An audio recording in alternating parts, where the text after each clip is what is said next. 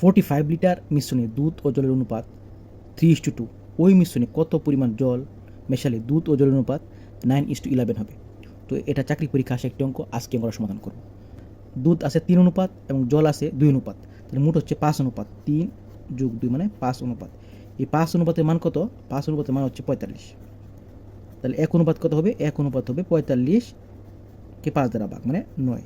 তাহলে 1 অনুপাতের মান যদি 9 লিটার হয়, তাহলে দুধ কতটুকু আছে? দুধ আছে 3 × 9 মানে 3 নং 27, আর জল আছে 2 × 9 মানে 9 দুগুণে 18। তাহলে দুধ আছে 27 লিটার এবং জল আছে 18 লিটার। তো ওই মিশ্রণে কত পরিমাণ জল মেশালে, তাহলে কী মেশাতে হবে? জল মেশাতে হবে। তো জল কোনটা? 18। তাহলে 18-র সাথে আরও জল কী করবে? তাহলে 18-র সাথে আরও জল মেশাতে হবে। তো দুধ হচ্ছে উপরে, তাহলে দুধ কত? 27, আর জল কত? 18। তার সাথে আর 1 লিটার জল কী করতে হবে? মিশাতে হবে। তাহলে মিশ্রিত করার পরে নতুন অনুপাতটা কত হবে? তো আগুন করলে কত হয়?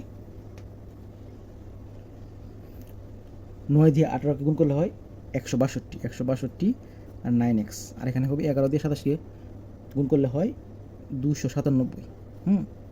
তো 9x রাখলে 297 মাইনাস 162, তাহলে কত থাকে?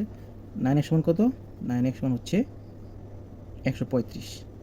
তাহলে x রাখলে কত হবে?